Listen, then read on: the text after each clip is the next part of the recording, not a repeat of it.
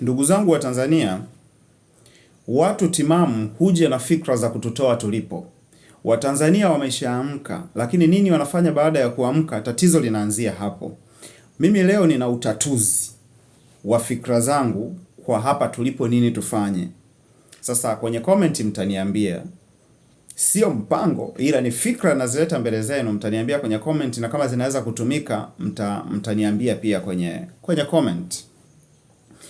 Vyama vyote vya upinzani ndo nazungumza na ninyi leo, lakini pia nitazungumza na wanaharakati wasiokuwa wanachama wa chama chochote kwenye taifa letu la Tanzania. Vyama vya upinzani, kuna kosa kubwa sana mlilifanya miaka 1992 wakati wa kuanzishwa kwa vyama vya upinzani. Wakati ule akina Nyerere na wenzake walikuwa wana hamu kubwa sana ya kuiona demokrasia ili waweze kuendana na dunia ilivyokuwa ikihitaji kwa wakati huo.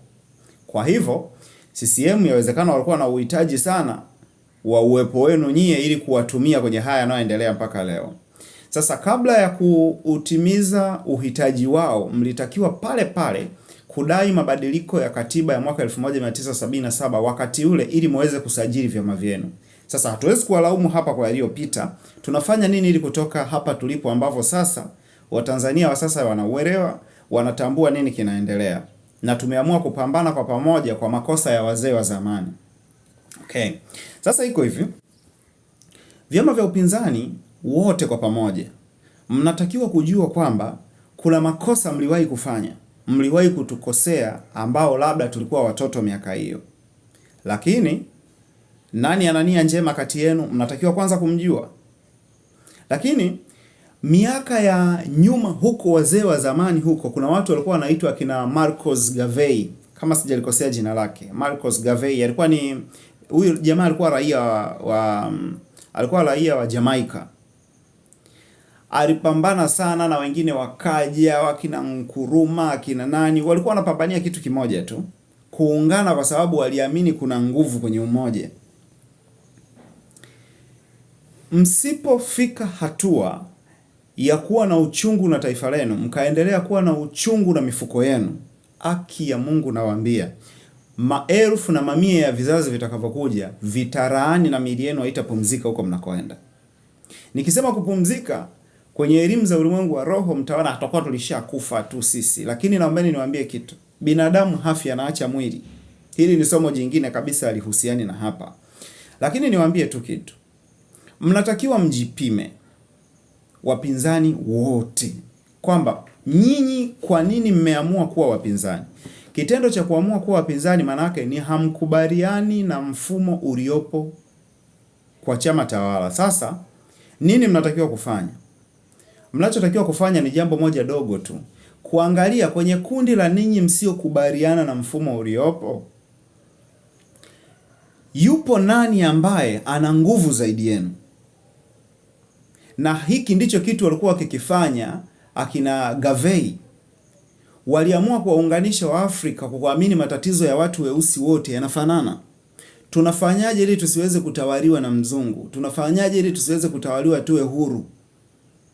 Wakapanga mipango ambao hawa akina Marcus Garvey hawakuweza kabisa kufaidi matunda kile walichokipigania, lakini zile fikra zao ziliishi mpaka mataifa mengine yakaanza kupata uhuru baadaye. Sasa ninyi mnatakiwa kuamini kitu kimoja, kwamba miaka 5 ya maandalizi ya kuelekea uchaguzi, ninyi mnakuwa mnakula, mnaishi na familia zenu zinakwenda. Kuamua kufanya tukio moja tu la kishujaa kwenye awamu moja ya miaka 5, kumsapoti mmoja mwenye nguvu kati yenu, halitawatia hasara, ila litawashitua watu ambao wameshika nchi kwa nguvu kuweza kuwaza tofauti.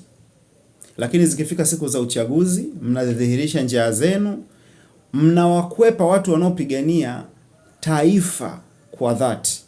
Chadema wote wamekataa uongozi, wote wamekataa madaraka, wameamua kusimama kwenye njia moja ya kupigana na kile kilio kikubwa cha Watanzania. Mnadhani chama hichi kitakuwa dhaifu? Hakiwezi kuwa dhaifu. Lakini ni sabuni gani nyie mtaitumia kuondoa usaliti wenu kwa Watanzania? Ni kuungana na Chadema kwa awamu zijazo, na mkaanza kufanya kazi kwenye jukwaa moja kwa pamoja. Sidhani kama ipo sheria ya kuwazuia ninyi kutengeneza umoja, kwa sababu mmewahi kujaribu kutengeneza na ukavunjika.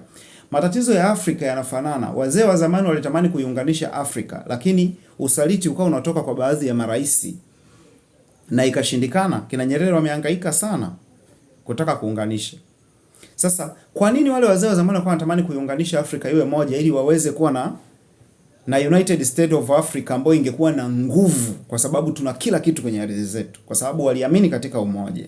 Niwaambieni wapinzani wa vyama vyote ambao wanaamini walisajili vyama vyao si kwa lengo la kuwavuruga wengine wenye mapenzi mema, ni kwa lengo la kupigania ndoto zao na za watoto wao na wajukuu wao.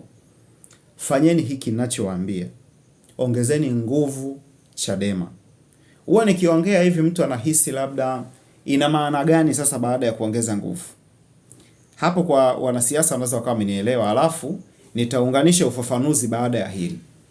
Wanaharakati huru msiokuwa na vyama, ambao mpo kwenye mitandao ya TikTok na mengine, punguzeni midaharo ya mitandaoni yenye matusi ambayo inawaonesha kuwa ni watu wa vurugu, inawaonesha kuwa ni kama wavuta bangi, ni kama mnapiga makelele tu, mnarumbana wenyewe kwa wenyewe. Naombeni niwaambie, sijui kama mnafanya research. Watu wanarekodi video zenu mnapokuwa mkizungumza, wanazipeleka vijijini kwa watu wasiokuwa na uelewa ambao ni wapiga kura, na wanawaambia hawa ni Chadema. Mkiwachagua hawa, mnasikia wanavyotukanana wenyewe kwa wenyewe, hawa wataleta vita. Kwa hiyo wanaharakati huru mlioko kwenye mitandao ya TikTok na kwingine, ninawaombeni chonde, badilisheni mfumo wa mazungumzo yenu katika kupigania haki. Elewaneni ninyi kwa ninyi, fikisheni jumbe zenye stara, zenye ustaarabu, ili kuonesha hekima zenu kama wapambanaji. Hata mngetumia matusi, mkatukana matusi ya nguoni, haitabadilisha kitu kwa mtu ambaye ni kiziwi. Sasa suruhu ni nyie kurudi huku, muongeze nguvu sehemu moja, tujiunge liwe jeshi moja, ili Watanzania wengi wenye mapenzi mema ambao wanaamini kwa wanaharakati wote wajiunge Chama cha Demokrasia na Maendeleo. Sasa swali la msingi ambalo wengi wamekuwa wakiniuliza linakuja hapa. Wakishajiunga huko, unahisi nini kitatokea? Mkisha ingia kwenye mapambano na serikali, kwani unahisi nini kitatokea? Sasa mimi nakupa solution. Iko hivi. Tanzania ina watu labda tuseme milioni 60 au mpaka milioni 70. Ni vile hatujui sensa za sasa hivi zinakwendaje. Itokee leo CCM labda ana wanachama milioni 15. Labda Chadema ana wanachama milioni 5. Tufanye hivyo kwa makadirio ya kawaida. Lakini tunachokijua ni kwamba wanachama wa Chadema wasiokuwa na kadi lakini Chadema ipo mioyoni mwao wako kwa mamilioni. Sasa hebu fikiria kitu kimoja. Itokee leo Watanzania zaidi ya milioni 35 wajiunge Chadema. Chadema awe na wanachama milioni 40 hai kabisa, hai wenye kadi. Huu ni mshtuko mkubwa kwa chama tawala. Sasa kitakachotokea hapa ni nini? Chama tawala lazima kitatafuta ni namna gani ya kurudisha imani yake kwa wananchi, na hapo ndipo watamistake, kwa sababu watakuwa na machaguo haya mawili tu. Moja, walete katiba mpya ambayo wanaamini kwamba kwa katiba hiyo mpya wananchi watawaelewa na kuwapenda kwa sababu ni moja ya hitaji lao. Wakiweka tu katiba mpya wameumia, kwa sababu tutaenda kwenye utawala wa sheria na tutawabana, tutakuwa na vitu vingi sana vya kuwabana. Wakisema katiba mpya hapana, inaweza ikatupeleka kwenye utawala wa sheria tukabanwa na madhambi yetu, wanaweza wakasema basi tuwape tume huru ya uchaguzi, afu huku tutatumia nguvu ya kijeshi. Kukisha kuwa na tume huru ya uchaguzi, hakuna atakaye danganya tena kwenye lile sanduku la kura. Na hapo ndipo dunia nzima. Unajua, tukisema dunia, kuna mtu anaweza akasema labda wanawakaribisha mabeberu. Hapana. Hata Nyerere alimsubiri Idi Amin amchokoze mpaka apige mabomu Kagera, ndio akasema sasa dunia imegundua kuwa tumechokozwa, nia tunayo na tunaweza tukafanya, na wakafanya. Kwa mimi ambacho ningewaomba sasa hivi, tengenezeni nguvu moja kwenye hiki Chama cha Demokrasia na Maendeleo, kiwe na utitiri wa mamilioni ya mashabiki. Mtakuja kuniambia faida yake. Lazima serikali wataanza harakati za kutaka kujitoa hapo. Mungu awabariki mlionielewa. Tuendelee kusubscribe Ngombe TV. Jiungeni Chadema.